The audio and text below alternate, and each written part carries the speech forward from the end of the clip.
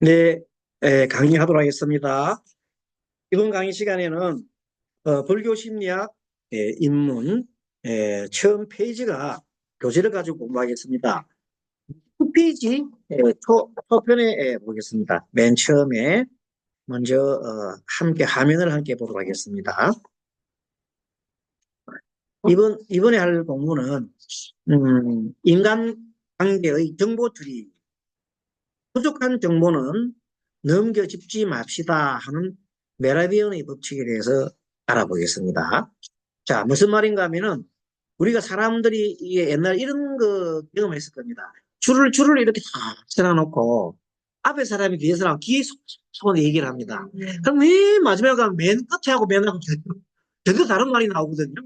그걸 실험해 보는 거예요. 자, 그런 게, 자, 사람들의 정보는 말, 표정, 시선, 목소리 톤, 성량, 몸짓이나 손짓 등이 모두 정보에 속합니다. 그래서 우리가 보면요, 꼭 말뿐만 아니고 몸짓 정보라는 게 있어요. 몸짓하고 눈 보는 거라든지 이런 것들이 언어, 비언어라 그래요. 비언어적 정보. 그게 굉장히 중요한 거예요. 말은 보면 거꾸로 하는 수가 있거든요, 사람들이. 예. 이런 말 해야 되면서 거꾸로 차마 얘기를 못해서 거꾸로 할 수 있지만 얼굴 표정 못 보여요. 그래서 그런 얘기. 그래서 메라인 법칙에 보면 말로 전달되는 것은 30%밖에 안 된다고. 앞에서 얘기한 게 전달되는 것까지 30%. 사랑해 하면서도 심각한 표정을 지으면 어떻게 될까? 사랑해 하나고 인상 팍 쓰고 있으면 사랑 안 하는 거잖아요. 그런데 이때 사랑스러운 표정이 따라 일어날 때 사랑 감정이 전달돼. 그게 사랑해 하면서 하잖아요. 그럼 사랑해 하면서 그 표현을 다 해야 되는 거예요. 그 사랑해 해놓고 막 벌레 씹어서 얼굴로 확 있으면 그거는 뭐야 이거 되거든요. 아까 지게 하는 표정을 예, 예. 점심 때 아까 지게 우리 학우님이 그런 말을 했죠. 어느 할머니라고 했습니까? 네. 예. 또한 이렇게 이제 그 거래하시는 우리 그 건강은 거래하시는 분인데 나이가 지금 이제 눈도 어둡고 귀도 안 들어도 안 들리지만은 옛날 걸 생각해서 계속 전화번호 기억하기 때문에 주문을 시킨다는 거잖아요. 그러면 주문시키면 배달해주고 할 때, 근데 그때 그 우리 학우님이 하였던 어떤 그 내 머릿속, 아니, 그리 보면은 이 판매할 때 그냥 뭐 이 약을 파는 게 아니라 사랑을 판 거예요. 내 마음에 자비심을 판 거예요. 그게 막 가슴이 약간 착 오더라고. 그러니까 그분이 지금 90이 되는 나이인데도 눈이 안 그런다고 옛날 생활하면서 그걸 시키잖아요. 그게 보면은, 아니, 이제, 약 같은 거에 차, 뭐, 약 이런 거. 주로 이제, 그 건강원식 그 강의 있잖아요. 그런 걸 하는데, 그냥 약을 파는 게 아니라, 마음속에 뭘 심어요? 저분이 나와 똑같은 형제, 저 같은 엄마, 이런 마음을 가지고 이렇게 씹어주니까 자연스럽게 뭐가 좀 전달돼요. 그 약균이 전달돼서 낫는 거야, 그게. 응. 그래서 그게 우리가 뭐라면, 예, 자비의 마음이 있잖아요. 저절로 전해지는 거예요. 마음의 치료라는 게 그 유명한 프로이드가 그랬어요. 프로이드가 자기 제자 보고 선생님 어떻게 하면 우리가 말하는 선생님의 정신 분석이 어떻게 그 치료의 효과가 나오는 겁니까? 질문해서 했더니 프로이드가 이렇게 얘기합니다. 내가 가지고 있는 사랑의 마음이, 사랑스러운 마음이 어떤 그 뜻이 상대가 지금 현재 그 치유받는 사람 있잖아요. 환자가 우리 선생님이 나를 좋아한다, 사랑한다는 마음을 느낄 때 치유가 된다는 거예요. 대단하지 않습니까? 그게 진짜 그게 뭐냐면 바로 부처님이 말씀하신 자비의 전달입니다. 부처님이 항상 자비를 이렇게 뭐 합니까? 모든 사람한테 자비를 이렇게 내주거든요. 자비방사라고 그래요. 자비방사. 그래, 예전에 그 사람뿐만 아니고 짐승이나 짐승한테까지도 이 자비의 마음을 심어주는 거야. 그래가지고 부처님 당시에 부처님 죽이려고 하는 사람이 있어요. 사촌. 대받았다. 항상 부처님 죽이려고 하는데 한 번은 코끼리 있잖아요. 술로 칵 미가지고 원래 성난 코끼리는 원래 전쟁할 때 쓰는 거예요. 전쟁할 때 앞에 위에 이제 병사들이 올라가고 거기서 칼 쏘 일하면서 막 엄청 코 크잖아요. 그래서 코끼리 앞장서고 막 쳐들어가거든요. 그러면 뭐 상대편이 막 발피 죽잖아요. 그때 막 여기서 코끼리는 어찌보면 큰 전쟁 무기야. 근데 거기다가 뭘 먹이세요? 술을 먹이어. 그게 코끼리가 막 그냥 막 썩난 코끼리 술을 먹이면 어떻게 돼서 자기나 그것도 저 높은 데서 밑으로 있잖아. 돌진하는데 전쟁터 하는 식으로 있잖아요. 돌진해 오는 거예요. 부처님한테로. 그러면 발표 죽는 거지. 뭐. 근데 중간에 급한 상황에서 안한존자가 있어. 안한존자. 부처님을 뭐 강사 뭐지 치자. 안한존자가 나가 도망가니까 부처님 딱 보더니 아스라 안하나 비켜라. 그래서 부처님이 딱 가서 서가지고 자비 있잖아요. 자비의 마음을 방사로 하니까 코끼리가 갑자기 그 마음이 자비 마음이 코끼리한테 전달된 거야. 그래 코끼리가 갑자기 자기 엄마인 줄 알고 우리 그 스가모니 세존이 엄마가 자비로운 마음을 주잖아요. 지가 코끼리가 옛날 3살 때 돌아간 거야. 그래가지고 막 갑자기 코끼리가 결혼하면서 땡글땡글 구르고 이런 게 재롱을 그게 실제 우리 그 경전에 나오는 얘기입니다. 부처님께서는 자비의 방사를 했다는 거예요. 모든 마음의 치유가 우리가 지금 불교 심리학을 배우잖아요. 이것이 뭐 마음속에 있는 자비심을 우리가 어떻게 길러야 돼가지고 내가 자비심을 길러서 그 기른 마음을 상대한테 비춰주는데 상대가 자비심을 가지고 나를 갖다가 이렇게 사랑하고 지혜해주거나 하는 걸 아는 순간 그 사람이 치유된다는 거예요. 그걸 누가 얘기했어? 프로이드가 얘기했는 근데 그거로 해서 거의 가장 우리 서양 심리의 치료법이 돼가지고 계속 지금까지 수많은 그 치료법들이 개발되어 나오거든요. 수많은 치료법 다 개발이 뭐냐면 사랑이에요. 자비예요. 그게 우리가 그 자비의 마음을 서로 공감하는 순간, 공감하는 순간 어떻게 됩니까? 마음이 치유가 되는 거라. 어릴 때 엄마가 애를 젖을 먹이게 되는데 엄마가 남편 잃고 헤어지고 아마 남편 돌아가시든 이래가지고 지금 직업병선 뛰어들어야 돼. 그러면 옛날에 누구 봐줄 사람도 없어. 그럼 애를 놓고 1살짜리면 애를 놓고 저절리 이게 뭐그 우유병 하나 미기 놔놓고 내러 간 거야. 그럼 애는 울다가 배고프면 울잖아. 원래 그 애는 얼마나 그 단절되기 공포에 시달리고 외로움에 시달리고 그랬어요. 엄마가 울 때는 엄마가 젖을 줘야 되거든. 그러면 항상 내 저기 나를 해주는 엄마 있고 애정하면 돼. 또 항문기 때는 뭐냐면 똥 눌 때는 똥 흘리게 되잖아. 똥 누면 닦아줄 사람이 없는 거야 그냥. 그러면 애들 어떻게 되겠어요? 자기의 욕구불만 있잖아요. 해결해 줄 사람 아무것도 없는 게 항상 욕구불만 차 있고 애정결핍이 돼 있고 이런 사람이 성장했어요. 어떻게 되겠어요? 그런 사람 성장하면 어떻게 되겠어요? 정상적일 바 어떻게 될까? 정상이 아닙니다. 그래서 그런 이 사람들이 그러고 우리가 알게 모르게 부모들이 막 다투고 이혼하는 사람 많잖아요. 우리나라 이혼 가족이 말도 많아요. 그런 사람들, 어린 애들이 크면서 보고 하는 게 전부 다 마음 상처를, 마음에 엄청난 상처를 받는 거예요. 자기는 크면 몰라지 잊어버렸지만 상처가 우리 내면 속에 다 들어가 있어요. 가장 어릴 때는 어린 애기, 적바른 부항에서부터 똥기저귀 갈 때부터, 방문기부터 해서, 그 다음에 이제 그게, 그 남근기라는 기간이 있어요. 그 기간을 통해서까지 다 어릴 때, 그때 애들이 3살 버릇이 여성까지 간다고 했고. 그렇게 그런 사람 치유하려고 그러면 뭐밖에 없어요? 사랑밖에 없어요. 그래서 그 사랑을 어떻게 해주를 따라가지고 이걸 그때 치유자가 잘 해주면 그 사람들이 그 마음에 상처를 있잖아요. 자기가 치유를 받는 거야. 그럼으로써 상대가 내 아빠처럼 생각되고 엄마처럼 생각되고 이래 돼가지고 그걸 보는 순간 신뢰가 가고. 그래서 서서히 우리 인간이라는 것은 사랑을 못 받으면 안 돼요. 그 사랑받으면서 사람들이 변화하는 거거든요. 그래서 우리가 지금 이 강의를 하고 있는 내용이 바로 자비 실천을 하고자 하는 겁니다. 이겠죠? 네, 그런 내용으로 우리는 공부를 하고 있습니다.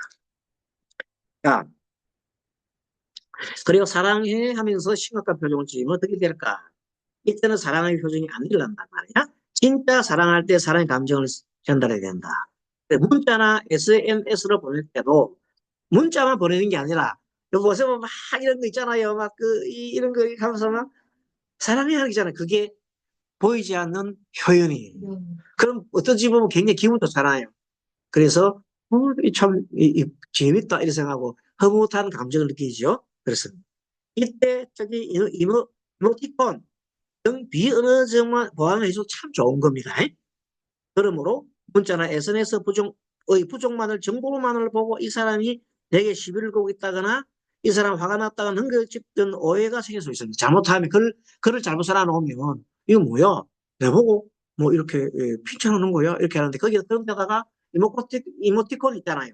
이런 걸 써놔놓으면 굉장히 그 느낌 좋잖아요. 그래서 이러한 그 바람잡이기 때문에 그래서 우리는 말 이의 정보를 마음대로 생각하고 짚지 말아야 됩니다. 그래서 항상 내가 오직으로 대하는 상대도 오직으로 대한다. 상대가 오직을 대하지 않으면 나도 오직 안 대해요. 그래서 옛날 무슨 말 하는 말이 과야 하는 말이 없다. 진리 만고 진리예요. 늘 우리는 생활 속에서 매일 하루 종일 생활 속에서 우리 부부들이 대개 보면 잘 지내지만 틱틱 하는 게 거의 흔합니다. 그렇죠? 그때 다 보면 그게 말에 대한 오해. 예. 어? 나 무시해? 대부분 무시라는 생각 드는 순간 화를 내고 막 이제 그다음 말꼬리 잡지요. 말꼬리 잡아서 말꼬리 잡히면 또 무시당했잖아. 그럼 또 말꼬리 잡아. 그래가지고 싸웠다. 원래 말투가 투명스러운 사람이 있잖아. 예, 예. 그래서 퉁명스러운 사람이 있는데 그런 사람한테는 저 사람은 원래 조금 말투가 퉁명스럽구나 이렇게 생각하면 됩니다. 그런데 그걸 퉁명스러운 걸 갖다가 뭐야 너를 갖다가 무시하는 거야 이렇게 생각하면 그게 엄청 싫어지거든요. 근데 말투가 퉁명스럽네 이렇게 인정을 해주면 괜찮습니다. 그렇습니다. 어쨌든 집중의 힘이 본습니다. 최적의 자극 공간. 약간의 소음은 생산성을 높인다. 그러니까 잠잘 때 아까 말했잖아요. 너무 고요한 거라도 좀 약간 소리가 있잖아요. 뭐 이게 TV라든지 약간 음악 잠자는 조용한 그 멜로디 음악 있잖아요. 그래서 좋은 그런 음악 들어보세요. 그러면 음악 집중하면 잠이 잘 오고 어, 어제 우리 불때는 한 분이 심장이 나빠가냐 말하자면 심장 이 무슨 수술 좀 하러 갔는데 얼마나 그런 거 하면 어쨌든 간에 불안하잖아요. 그리고 그날 저녁에 이제 내리면 이제 저녁에 입원하 있으면 온갖 뭐 교차가 가잖아요. 얼마나 불안하겠어요. 근데 이제 보면 이게 어 스님 준 요게 이 개수기 콕콕콕 누르면서 아미타불 하면서 아미타불 이래 하다가 잠을 잤대요. 아침에 자고 이제 그 수술 받고 근데 수술이 뭐냐면 이 심장이 아플 때에 어떤 이런 간단한 수술할 때에는 그걸 안 한대요. 마취를 안 한대요. 잘못하면 심장이 멎었기 때문에. 그래가지고 그 심장 수술 말고 간단하게 하는 심장에 수술은 그런 시술 같은 거는 몸 주사를 안 놓는데요. 그죠? 얼마나 후해서요. 상상을 초월하잖아요. 그런데 안 죽으려면 참아야 돼요. 그래서 그분이 그 어려운 수술 몇 개나 이렇게 끼우고 이래가지고 지금 좀 많이 나아졌다고 근데 그분 하는 얘기가 잠잘 때 그걸 하는 와중에도 잠이 더 하셨더니 잠이 오더라. 나 지금 자고 나왔더니 이제 수술 시간에 그래도 계속 당연히 아무 생각 안 하고 막 죽기 살기로 수술 내내 죽기 살기로 불렀더니 수술이 끝났더라. 언제 끝났더라. 그래가지고 이번에 방생 참가해요. 그분. 방생 안 하면 좋겠는데 방생 참가하신대요.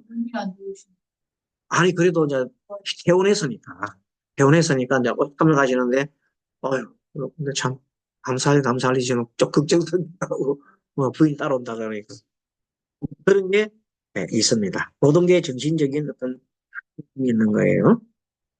자, 최적의 환경은 약간의 조명이 이제 뇌에 좋다고 그랬어요. 왜 그러냐면요. 한번 예를 들어 볼게요. 우리가 어릴 때, 자, 뱃속에, 엄마 뱃속에 있을 때, 엄마 뱃속에 있을게요. 소리가 많이 났을게요. 엄청 소리 많이 난답니다. 뱃속에서 뭐 꼬락꼬락꼬락 하는 소리도 있고, 뭐, 어머니네 그 소화기능 있잖아요. 배 소리도 있고, 뭐, 왔다 갔다 하는 이 소리, 바깥에 있는 소리도 막, 음파로 들어오는데, 차 소리도 들어오는데, 그 애가 어릴 때, 그렇지만 그런 속에서도 애가 잠을 자는 거예요. 예. 그러니까 우리는 너무 조용한 거다. 약간은, 예, 조금 이렇게 소음이 좀 있는 게 좋다. 이거지. 이해하셨죠? 자, 사람의 목소리가 쉽게 나르는 소리, 이 작업 등들이 너무 고요하는 것보다는 밖에 누가 있잖아요. 치키 또는 이런 소리 있고, 이런 때가 오히려 집중이 더 잘 된다는 겁니다. 향. 원두향에는 활성산소에 의한 파괴된 뇌세포를 회복시키는 효과가 있답니다. 서울대학교 서한석 연구진이 활성산소란 수면 부족이나 피로 원인이 되는 물질을 말한다랍니다. 이게 맞는 겁니까? 루틴화에 따른 의식의 전환을 기대할 수 있다. 항상 정해진 카페를 가면 조금 반사적 카페에 간다. 네. 내가 창조적 일하기 때문에. 자기가 가는 곳 있잖아요. 그 가면 거기만 가면 자동적으로 늘 공부하는 장소 있잖아요. 거기만 가면 자동적으로 탁 책이 탁 펴지고 공부가 잘 되는 거예요. 그래. 항상 가는 장소를 택해서 공부해라. 잠자는 자리도 옮기지 말고 그 자는 자리에서 계속 잘 수 있게끔 하라. 이런 여러 가지 예, 이것은 집에서도 이용 가능하다. 일하는 장소를 정해가지고 내가 작업하는 장소, 음악, 커피 향 이런 걸 다 정당한 장소를 만들어가지고 같은 것을 계속 반복하면 커피 향만 딱 있어도요. 어? 커피 향만 딱 있어도 기분이 딱 좋아져요. 근데 내가 집중해야 돼 하고 이렇게 하면 예민하면 에, 오히려 집중이 안 되고요. 잠자야 돼. 왜 잠이 안 올까? 잠자야 되면 잠이 더 안 오고 잠이 안 옵니다. 왜냐하면 그렇구나 거나. 잠 안 올 때 어떻게 하면 좋아요? 아니 잠 안 올 때는 있잖아요. 근데 책 봐요. 책. 너무너무 겨우 행복해 이렇게. 다른 사람은 잠이 오고 공부하고 하는데 잠자서 공부하는 잠이 오니까 너무 행복해 이러면서 행복이야 하면서 책을 보는 거야. 그런데 그 생각을 있잖아요. 딱 바꾸잖아요. 그럼 뇌라는 그거는 딱 그대로 내가 딱 정의가 돼요. 뇌는 있잖아. 내가 막 이게 생각하는 대로 내가 딱 기억을 해. 기분 좋아. 기분 좋아. 기분 좋아하면 내가 있잖아. 그러니까 이제 기분 좋은 걸로 알고 있어. 기분 나빠. 기분 나빠 여러분. 내가 기분 나빠라고 인식을 해가지고 그 물질 내는 거야. 그래서 웃으라 하는 거야. 억지로 하라. 어? 하하하 하면서 웃어. 나도 강남나가 미친 듯이 있다네. 혼자 있을 때 막 웃어요. 그러면 다른 사람들은 스님이 미친 스님인가 싶겠지만 아무도 없을 때 혼자서 아무도 모르고 그러면 기분이 굉장히 좋은 때가 있어요. 이래서 그럼 그걸 느껴보는 거야. 웃을 때 내 감정이 어떻게 변하는지. 근데 처음에는 억지로 웃다가 나중에는 막 진짜 막 배가 아플 정도 웃으시면은 진짜 웃음이 와. 내가 진짜 웃어서 웃는 건지 웃는지 몰라요. 그렇게 해서 진짜 있잖아요. 그러면 누구를 속여? 내를 속이는 거거든. 근데 내는 지가 속이지 몰라요. 그게 뇌라는 것은 그렇게 생겨요. 구조가. 그게는 그래서 암시를 있잖아요. 암시를 계속 암시하면은 뇌라는 것은 암시를 받게 돼 있어요. 그래서 옛날부터 큰 일을 있잖아요. 수고를 하신 분들은 자기 암시에 능해. 어디 연설하러 가잖아요. 그러면 괜찮아. 나 잘할 거야. 나 잘할 수 있어. 잘할 수 있어. 다 뭐, 이렇게 얘기하면서 딱 가서 탁, 그거 알아. 어떻게 하는 게 생기는 거야. 자, 어쨌든 간에 집중이 잘 되는 경우는 예민하지 않으려고 하면 어떻게 정해야 되냐면 생각을 있잖아요. 처리를 할 때 생각 처리 방법 어떻게 한다고? 괜찮아. 무슨 일이 도 괜찮아. 내 사전에 뭐가 없어? 불가능 없어. 이렇게 하나만을 만들어 놔요. 그럼 그걸 계속 개내는 거예요. 이 또한 지나가리라. 이 또한 지나가리라. 이 또한 지나가리라. 이 또한 지나가리라. 계속 이런 식으로 내만의 주문을 하나 해가지고 그 자기의 그 주문이에요. 그러면 실제 뭐가 우리가 일이 성취가 안 되는 이유는 부정적인 생각 때문에 안 되는 거예요. 부정적인 생각이 1%만 있어도 안 돼. 그러나 아니야 안 될 리가 없어. 안 된다고도 난 돼. 내가 하는 일은 무조건 돼. 이러면 됩니다. 정말로. 네, 그런 것을 우리가 자기 자신이 믿는 신념의 말이라 합니다. 기도가 똑같습니다. 원리가. 똑같고 뭐든지 오늘 20번, 19번 예, 하나 하고 그 다음에 집중의 힘 했고 다음번에는 의식과 무의식으로 넘어가겠습니다. 요거는 자꾸 다음번 할게요. 시간 남은 요거는 집중적으로 많이 해드릴 테니까 정도가 좀 많이 나갔네요. 됐고 그 다음번에는 오늘 본 교재 133페이지 펴 주십시오. 132페이지.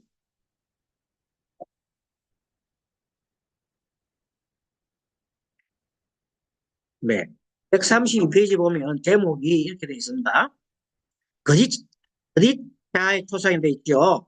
네, 그리자가 뭐냐면 우리가 이 세상에 태어나가지고 살아가면서 내 나름대로의 상을 많이 만들어요. 나는 관념, 지금부터 관념, 자, 관념, 관념을 계속 만들어가요. 우리 살아가는 것은 관념의 세계 살아가요. 관념의 세계는 실상이 있나 실상이 없나 허상이에요. 내가 만들어낸 생각들이. 그러나 그렇지만 우리는 관념 속에 살아가고 있어요. 우리가 쓰고 있는 이 모든 책들, 우리가 모든 사전, 언어, 말 전부 관념이에요. 어머니라는 것도 관념이에요. 어머니 하면 여러분 머릿속에 떠오르잖아요. 그게 다 관념이에요. 어머니 사랑스러운 존재, 무한 존재, 어머니는 모든 걸 품어주는 존재, 이 모든 생각이 관념이에요.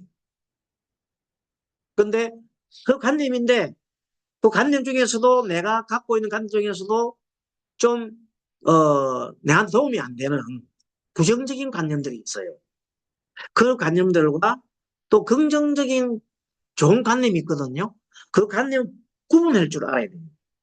그래서 가급적이면 긍정적이고 좋은 관념을 자꾸 사용해야 돼요. 말투가. 그럼 예를 들어서, 힘들어. 나 너무 힘들어. 이러면 계속 힘들게 생기는 거예요. 괜찮아. 이점이야 뭐. 아무 문제 없어. 이렇게 한 사람들은 아무 문제 없는 거예요. 오전에 아까 우리 그 한 분 사례 소개했잖아요. 그분은 생각이 뭐 긍정적이야. 항상 들어보면 괜찮아요. 저 괜찮은데요? 다리 부러 왔어. 괜찮아요. 아, 이거 보면 만문당이지 죽지 않았잖아요. 딱 그래. 3천만 원 뭐 당했어요? 보이피싱 당해놓고 가가지고 처음에는 속삭이 하더니 며칠 지나고 나한테 괜찮아요. 그래 뭐 죽지 않았잖아요. 아, 그러면서 털털털 털고. 그러니까 그 나이가 3살 정도 아저씨를 만나는가 봐요.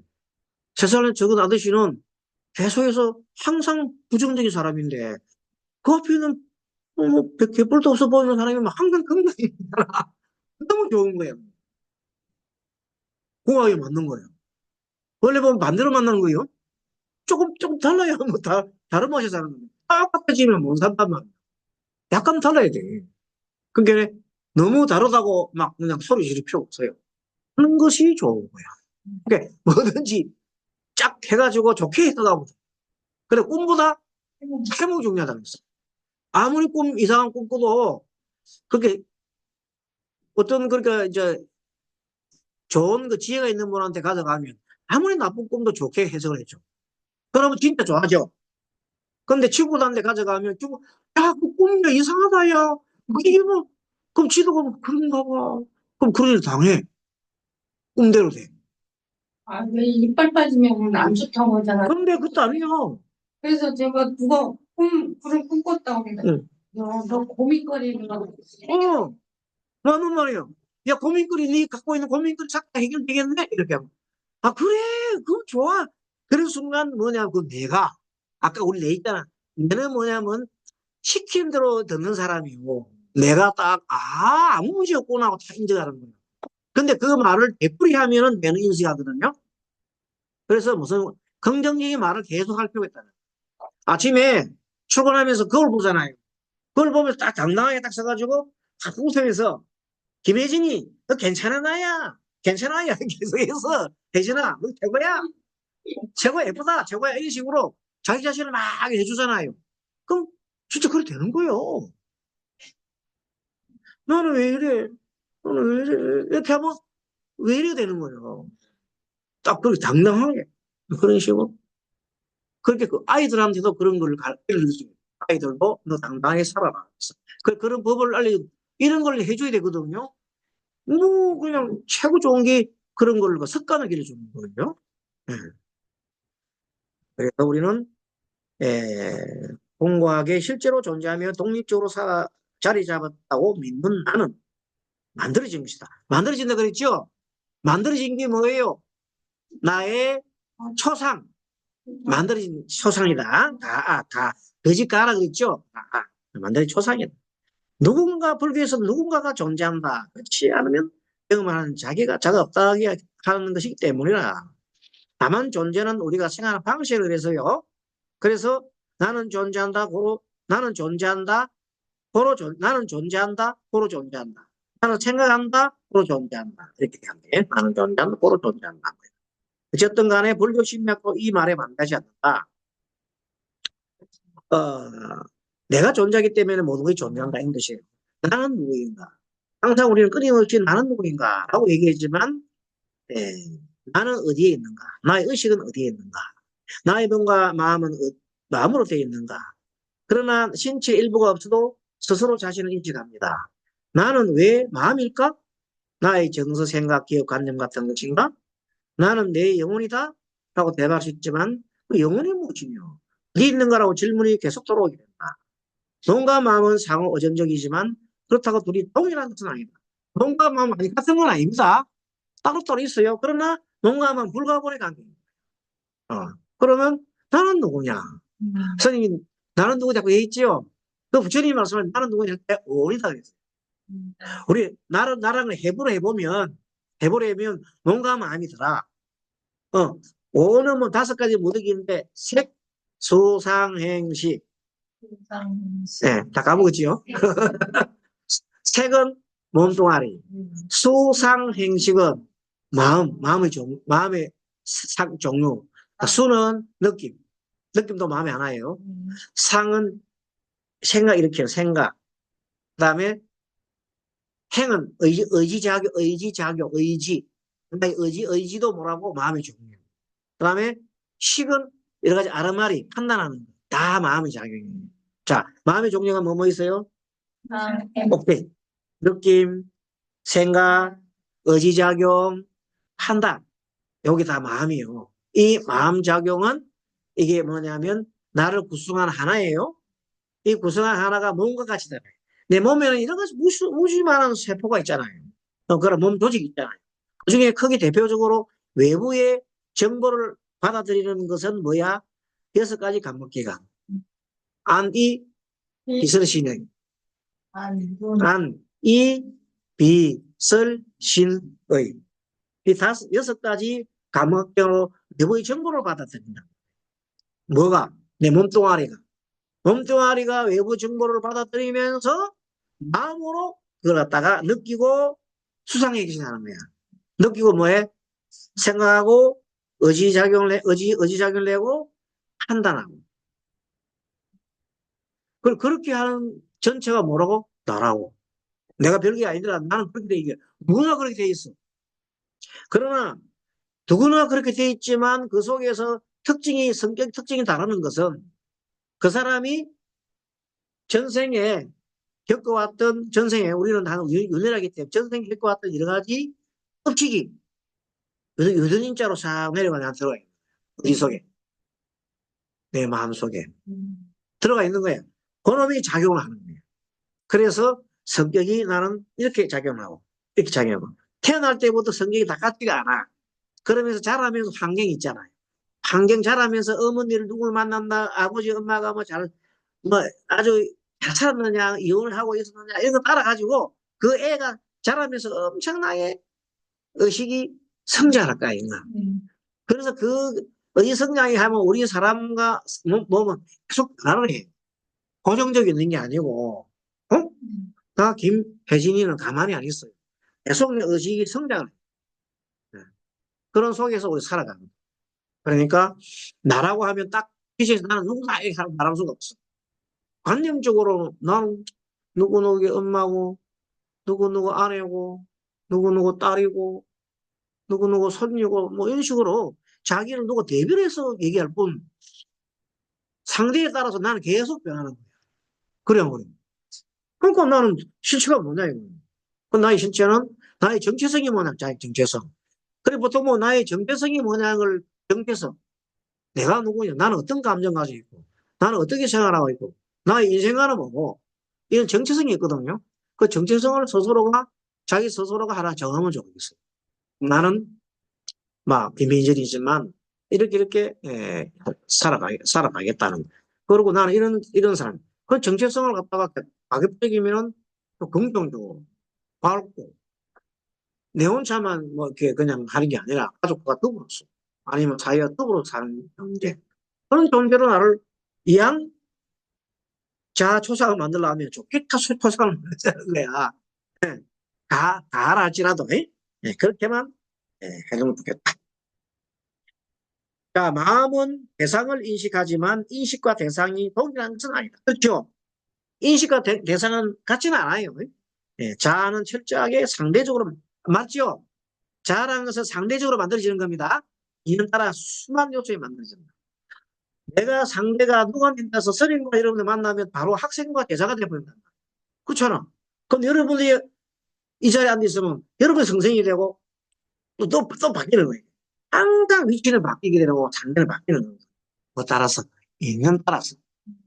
그래 우리 인연 따라서 나의 그 바뀌는 겁니다. 그 고유한 내가 있나 없나? 고유한 나는 없어요. 고유한 나는 개별적 나하고 항상 인연 따라 바뀌는 것이다. 그리고 마음도 경험하는 주체도 사람도 없다는 뜻은 아니다. 그러면 경험한 주체나 마음이 없는 건 아닙니다. 의식도 있어요. 있지만 어떤 그런 갖고 있는 것들이 영원하지 않다는 겁니다. 변한다는 겁니다. 그래서 영구한 자는 없다. 수백 년 전 인도 철학자 산티 데바는 누군가 지팡이를 나를 때리면 때리는 사람에게 화가 나지 지팡이가 화가 나지 않습니다. 라고 해요. 지팡이가 문제가 아니잖아요. 때리는 사람이 문제잖아요. 그런데 보통 보면 개들은 보면 개가 막대 던지면요. 개가 막대를 물어요. 맞아. 돌멩이 딱 던지면 돌멩이 딱 자가 탁 문다고 이렇게. 개들을 보면. 그런데 개들 중에 아주 싸나운 개는요. 사람을 직접 무는 개가 있어요. 훈련된 개. 우리가 훈련되면 막대기한테 하라 안 내고 사람은 직접 하겠죠. 그런 식으로 자세히 살펴보면서 알아차림 한다는 것입니다. 실제로 나를 다치게 하는 것은 지팡이인데도 지팡이를 휘두른 사람에게 화를 낸다. 맞죠? 자, 실제는 지팡이가 나를 때렸어. 맞죠? 지팡이가 나를 때렸지만 작용은 지팡이 사람이 했잖아. 그 우리는 사람을 미워할까 알겠습니까? 네. 그런데 역시 화가 나서 지팡이를 자기 역시 휘두르는 것 불가하다. 결국 내가 화를 낼 대상은 의 분노다. 분노. 이렇게 상대의 마음은 자 보세요.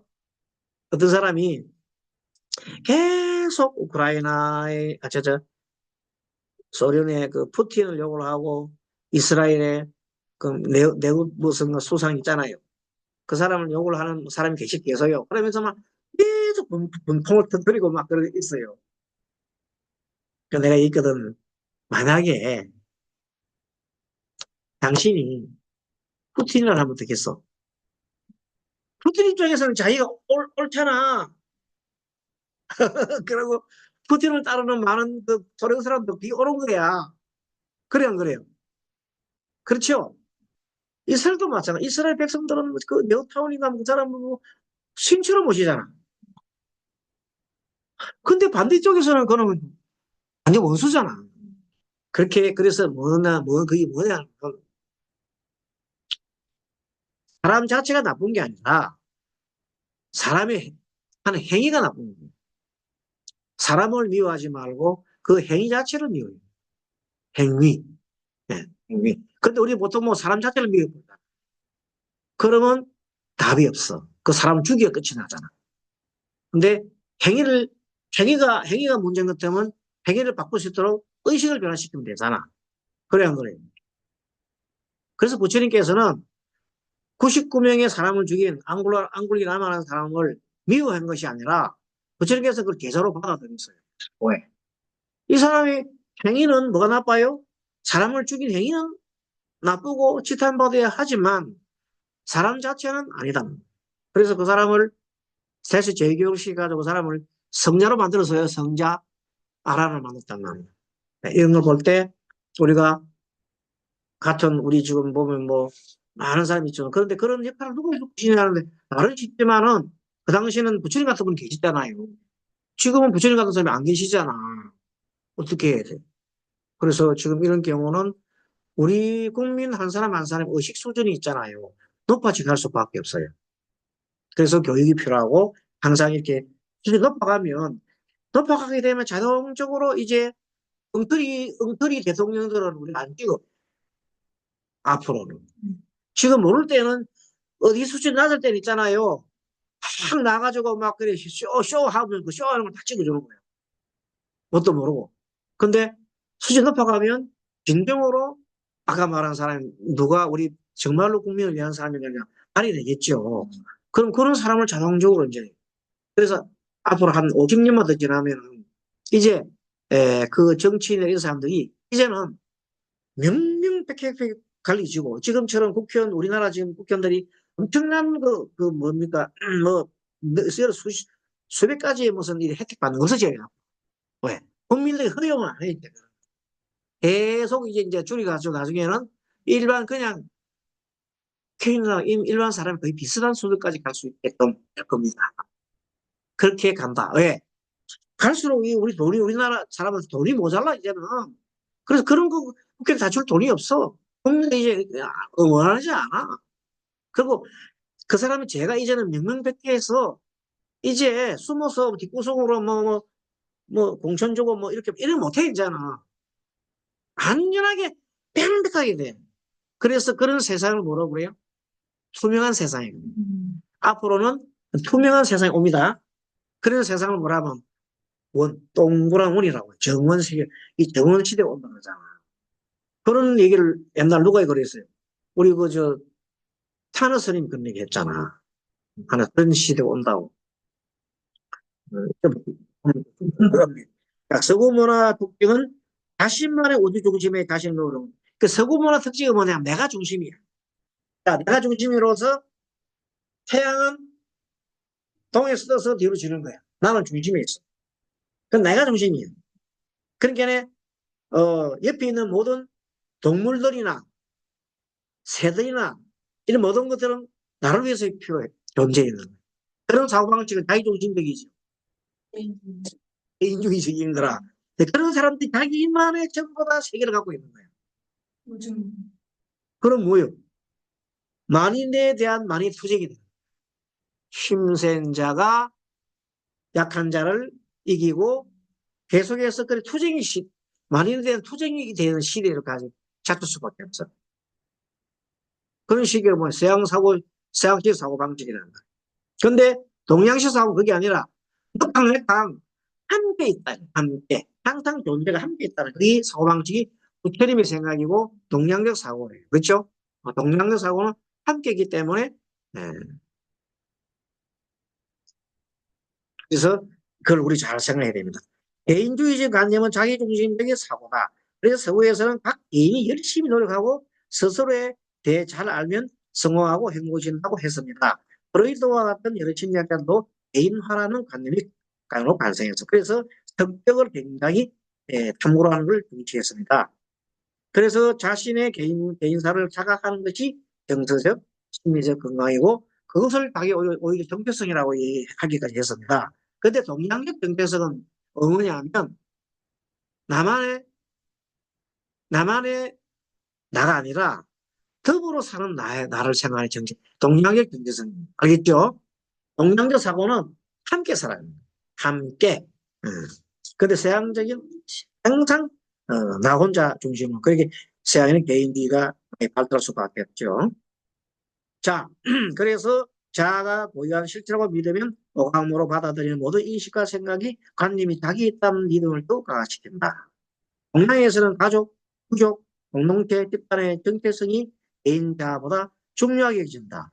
우주 삼라만상의 중심은 공동체였다. 그래서 사람이 자신만을 바라보면 불행해진다고 가르친다.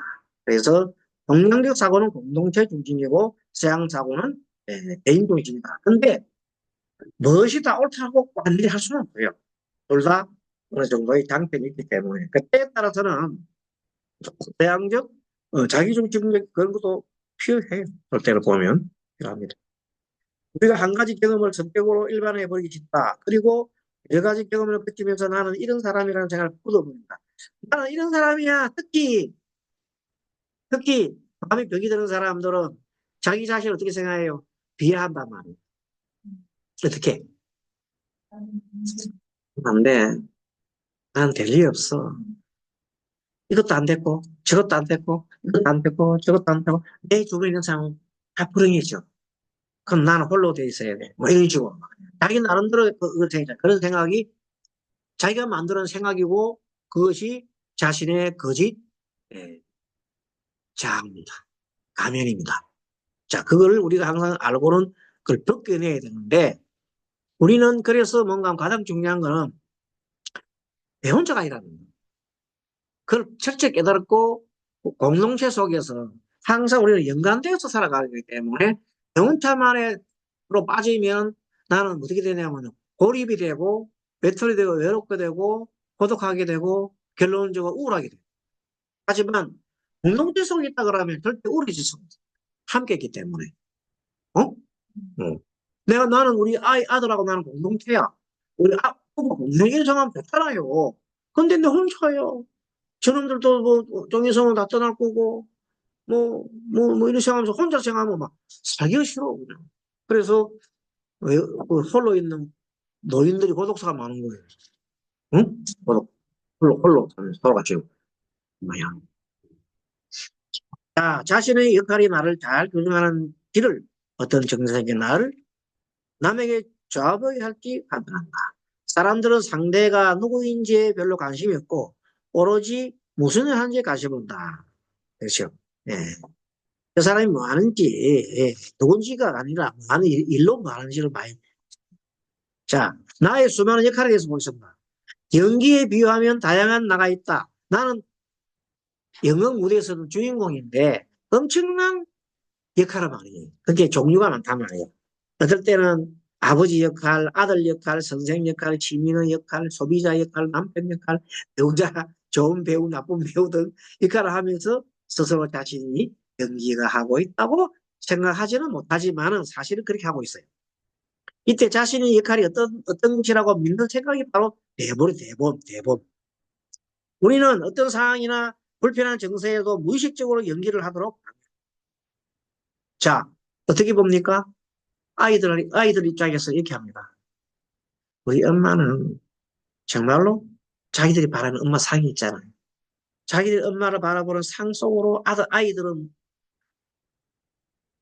이렇게 엄마를 이렇게 그쪽으로 몰아가요. 그럼 나는 아이들한테 부응된 삶을 사는 거예요. 그렇죠? 남편이 바라보는 나가 있어요. 그럼 나는 남편이 바라보는 나대로 살아가야 될 거라고 생각한다. 무의식적으로. 거꾸로 그 아이들 있잖아요. 아이들 입장에서는 엄마가 나를 이렇게 엄마는 이렇게 엄마가 좋아하는 거는 내가 이렇게 하면 좋아할 거야. 아빠한테 이렇게 좋아. 이게 이미 걔들은 길들여져서 안단 말이에요. 그럼 서로가 그런 걸 하거든요. 그런데 이제 그게 지나치게 간섭이 돼가지고 이를테면은 이제는 그게 이제 병이 되는 거예요. 그래서 어떤 어머니 같은 경우는 막 자식이 일거수일투족을 자기 해야 된다고 부르짖고 다니니까 나중에는 고부간에 완전히 원수가 되고. 근데도 그것을 그 엄마 되는 사람은 알지를 못하는 거예요. 왜 저 며느리가 저렇게 나를 싫어하는지 모르겠다. 내처럼 잘해주는 시엄마가 어디 있다고. 이러면서. 근데 그 시험 며느 입장에서는 자기 술자리가 없어. 엄마가 차지해가지고. 아들 자리에. 뭐 사러 가도 엄마가 탁 우리 아들 이거 좋아해. 나타나가면 하다고 사주지. 그럼 며느리 자리는 없어. 그런데 의외로 그런 사람이 많습니다. 왜? 지금 한 사람 놓고 키우잖아요. 옛날에 여러 명 놓을 때는, 자식이 많을 때는 이놈 저놈 많기 때문에 엄마가 신이 나서. 지금 오직 아들 하나 보고 살거든요. 아들 하나 보고 살았는데 아들이 장가를 가버려서. 그다음부터는 나를 안 쳐다봐. 저거 색시만 봐. 얼마나 속 터지지 몰라요. 그때부터 막 부글부글 끓는 거야 그냥. 자고 나면 며느리에 대한 적개심이 막 불타올라. 전혀 아닌 것처럼 내가 우리 아들이 사랑을 잘했을 텐데 난 죽으면 좋겠다. 10년은 그런 생각 하는 사람도 있다고. 그러면서도 또 아들 혼자 되면은 아들 보고 장가 가라 그래요. 네 혼자 살면 안 돼. 예. 네, 그런 사람 많이 봤거든요. 이 억지로 며느리 이혼시켜 놔놓고 그러면 아들은 엄마 좋아해요. 술 먹으러 다녀요. 술 먹으러 다니지. 엄마 뭐 늙은 엄마 뭐 좋아하고 뭐 집에 늦게 오고 막 엄마한테 화풀이하고 그래도 엄마는 아들이 올 때까지 기다리고 있단 말이야. 그럼 네 장가를 가야 되겠는데 하는데 엄마가 안 가. 가면 또 엄마가 또 싫어할 건데. 이렇게 이제 엄마는 아는 거야. 그래서 자기 엄마를 위해서 한 번 효도하기 위해서 나 우리 엄마를 위해서 살겠다 이런 사람도 있어요. 차라리 나 장가 안 가고 우리 엄마를 위해서 살겠다. 그만큼 이 끊어줘야 되거든요. 예, 너무 집착하면 안 돼요. 끊어줘야 돼요. 그래서 일단 이제 성상하고 결혼하게 되면 서로 행복을 위해서는 엄마가 정신 차리고 딱 끊어줘야 돼요. 그런 거 정말로 우리나라에 옛날에는 없었던 문제가 많이 생긴 거. 옛날에 한 사람 태어나고 뭐 우리 같이 있을 때 한 여섯 명 하면은 어디 뭐 애한테 그런 정성을 다 줘요. 그냥 알아서 크는 거죠. 그렇죠? 자, 그럼 생각해 보세요. 누군가 당신은 누구인가에 물으면 질문 쳤을 때 교사입니다. 하고 대답했을 때 자신의 직업을 바뀌는 것은 문제가 없다. 하지만 어떤 상황에서나 영원히 교사로 행동하는 것은 불가능하다. 그렇죠? 아니 내가 대통령 자리 있을 때 대통령이 내려오면 일반사 똑같아.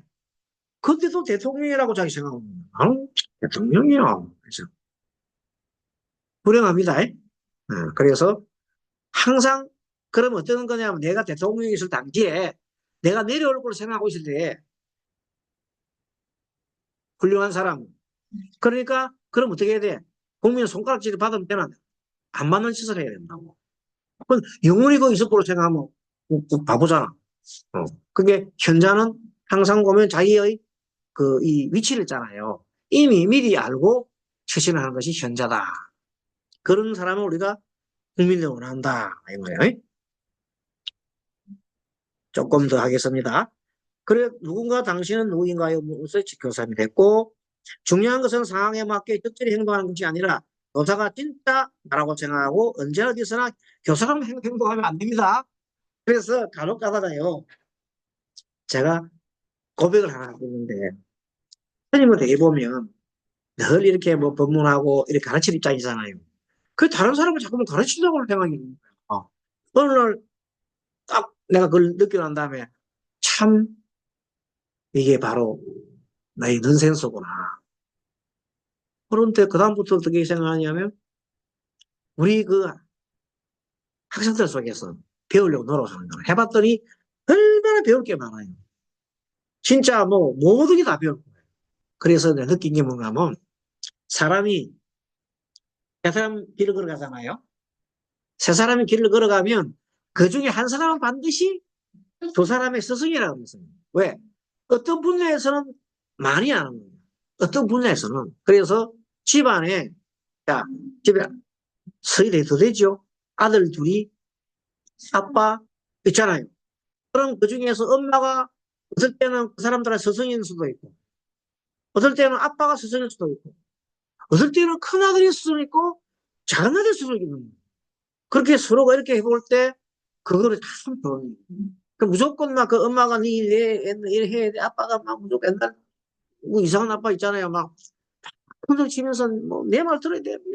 아니에요. 음. 그걸 참, 한번 이렇게 공부하면서 생각해 볼 필요가 있습니다.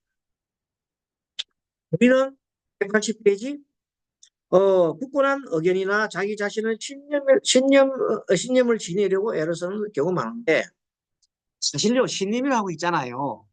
내가 생각하는 거예요. 신념은 바뀔 수도 없다. 바뀔 수가 있는 거예요. 상황에 따라서. 그러니까 그 확정 편향적 생각이 가장 큰 병이에요. 확정 편향적 생각. 그렇죠? 여러분을 자세히 보면 정치하는 사람들 중에 보면 확정 편향적 사람이 너무 많아요. 여야를 불문하고. 그래서 저 참 문제구나 하는 생각이 가요. 그래서 한 번 가다가 그런 분들끼리 있잖아요. 자기들끼리 나는 확정 편향적 생각을 갖고 있구나 하고 서로 거심탄하게 여야가 거심탄하게 여야가 한번 해볼 필요가 있어요. 참 안타까워요. 다 고등교육 받았고 전부 다 뭐 그냥 변호사 자격도 있고 서울대학교 나오고 참 하는 사람들이 왜 그런 거는 서투른지 모르겠어요. 그렇겠죠? 아무튼 좀 국민 입장에서 볼 때는 좀 답답한 생각이 많아요. 얼마든지 좋은 의견을 포착될 수 있거든요. 없는 게 아니에요. 자기 신념에 집착이 돼요. 자기 주장에. 그래서 어떤 신념이나 의견에 집착하는 사람 우리 뭐라 그래요? 꽉 막힌 사람. 지금 이제 꽉 막힌 사람이 살거든요. 안 살지요? 네. 국민들은 안 그랬는데 국민 말고 저쪽에 있는 사람 있잖아요. 저쪽에 있는 사람들. 꽉 막혀 있어요. 국민들 별 문제가 없어. 그러한 사람은 다른 사람의 신념이나 의견을 인정하는 거나 받아들일 수 없어 힘들어한다. 그렇죠? 이때 만일 자신의 신념이나 의견에 혼란한 의심에 휩싸이게 되면 화가 나고 우울해지기도 합니다. 그래서 뭔가 하면 시비는 없다. 오직 생각만 들고. 다시 얘기합니다. 시와 비는 원래 없어요. 시비는 없어요. 뭐가 옳고 그름이 없어요. 오직 뭐가 다르다? 생각만 다릅니다. 입장 차이에 따라서 시비가 바뀔 뿐이다는 거예요. 그러니까 너무 그렇게 고집하지 말라는 거예요. 다 내려놓고 오직 오직 국면 보고 간다 말은 해봐야 한다. 오직 국면 보고 간다면서 말은 해는데 실천은 안 해. 오직 국면 보고 간다는 사람이 한두 명이 아니야. 근데 여야 불문하고 다 그러는데 실천을 안 하시더라고요. 실천을 하기 때문에 다 내려놔보고 그냥 만나요. 깜짝 해가지고 여야든 다 만나가지고 막 이게 우리 민생이 뭐가 문제예요? 내가 다 해가지고 그것도 이 풀고 나가야 돼, 이제. 그러면 못 살 게 뭐 있어. 이런 와중에 우리가 왜 정치에 관여해가지고 그쪽 그 나라까지 우리가 폭탄을 보내고 지금 전쟁을 해야 돼. 전쟁 터지기 직전이야. 무서워, 무서워. 불안한 사람도 되게 많아요. 아니, 지금 사르는판 걸고 있어요. 왜 그 자출하는지 모르겠어. 지금은요, 잠깐, 잠깐, 푸틴, 미국 선거 때까지만 기다려야 돼. 미국 선거, 한 달밖에 안 남았잖아. 그때 기다리란 말이에요. 왜 그 전에 그 난리를 지어가지고 먼저 나서가라는 거겠어. 아주 바보들이야. 그때까지만 기다렸다가 나중에 미국하고 상의를 해서 무기를 지원을 하든 그래야지. 우리가 먼저 나설 일이 아니다니까? 그럼 왜 그래 껍죽거리는지 모르겠어. 어. 그 국민은 아니는 없잖아. 북한은 우리나라 지금 선전 보고 바로 공격 모든 김정은이가 지금 명령을 해서 바로 지금 공격하자고 다 해놨어. 이제 열당하면 들어오네. 가장 박근혜 그 연재 이후로 가장 지금 위급한 상황이야. 이미 대포콘 이게 북한은 이미 변지령을 냈다니까? 한국 사람도 지금 그것도 모르겠어. 그러니까 이때 그쪽에서 그냥 똑같이 있잖아요. 그럼 같이 그러면 뭐 우리나라는 우리대가 싸우고 그래서 그쪽 대리전쟁 이렇게 봐요. 일촉즉발이지. 그럼 지금 병영 정도로 한번 공격할 수 있거든. 그럼 뭐 전쟁 금방 일어나. 전쟁 일어난다는 말도 많아요, 사람들이. 더 죽고 말고 지금은 옛날로 달리 무기 사변하고 틀려요. 그때는 지금은 대량 무기잖아요. 핵무기가 떨어뜨리면 다 죽는 거지. 그 이럴 때는 경거망동하지 말고 딱 좀 미국 그 뭡니까 독립선거 끝나고까지는 조금 참으면 좋겠습니다. 예. 왜 급히 전화를 해가지고 막 그냥 이렇게 어, 어려운 걸 자초하는지 모르겠어. 아시겠습니다. 걱정돼서 한 소리예요.